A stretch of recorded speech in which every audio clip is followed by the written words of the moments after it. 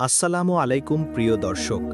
আজ আমরা জানব একটি হৃদয়স্পর্শী হাদিসের মূল ঘটনা, যা আমাদের শেখাবে প্রাণীদের প্রতি দয়া ও আল্লাহর সৃষ্টির প্রতি আমাদের দায়িত্ব। একবার আমাদের প্রিয় নবী হজরত মুহাম্মদ সাল্লাল্লাহু আলাইহি ওয়াসাল্লাম একটি বাগানে দেখলেন এক দুর্বল ও অশ্রুসিক্ত উট। উটটি যেন তার কাছে নিজের কষ্ট জানাচ্ছিল। নবীজি সাল্লাল্লাহু আলাইহি ওয়াসাল্লাম তাকে শান্ত করলেন। তিনি জিজ্ঞেস করলেন, এই উটের মালিক কে? একজন যুবক এগিয়ে আসতেই নবীজি সাল্লাল্লাহু আলাইহি সাল্লাম তাকে বললেন, আল্লাহ তোমাকে যে প্রাণীর দায়িত্ব দিয়েছেন, তুমি কি এই বিষয়ে আল্লাহকে ভয় করো না?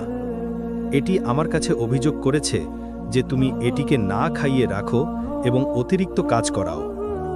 নবীজির কথা শুনে যুবকটি খুব লজ্জিত হল এবং উটটির প্রতি ভালো ব্যবহার করার প্রতিশ্রুতি দিল। এটিই ছিল সেই শিক্ষণীয় ঘটনা যা আমাদের মনে করিয়ে দেয় সকল প্রাণী আল্লাহর আমানত। আসুন আমরা তাদের প্রতি সদয় হই, তাদের যত্ন নেই এবং আল্লাহর সৃষ্টির প্রতি আমাদের দায়িত্ব পালন করি।